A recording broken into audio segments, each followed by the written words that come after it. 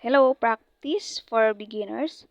소표를 보내러 우체국에 가려고 합니다. So, ibig sabihin, ang intention ko is pupunta ako sa 우체국 kasi magsasend ako ng parcel or yung package.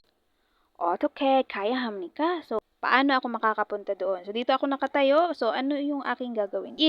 앞으로 똑바로 갑니다. So, ibig sabihin ng 똑바로 is straight lang daw.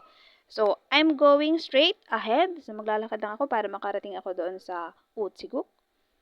2번, 300m 가서 왼쪽으로 갑니다. So, ibig sabihin is, pupunta ako 300 meters. So, I go 300 meters and papuntang kaliwa. Kakaliwa daw siya. Saan ba yung 우체국? Kaliwa ba or kanan?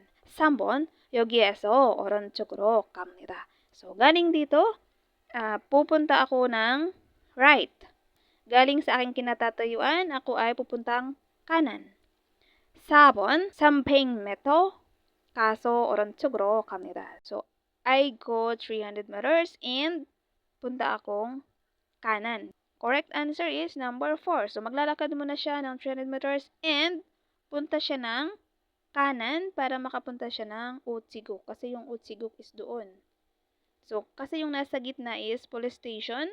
Yung doon naman sa kaliwa, sa left side, is yung oneng, yung bangko. Tapos dito naman, sa nauna is yung hospital and then yung school. So, para makapunta ka sa 우체국 na nasa kanan, so maglalakad ka muna ng 300 meters. Tapos, punta ka ng kanan. So, doon ka na mag-send ng iyong parcel. Yan, happy learning. Bye-bye.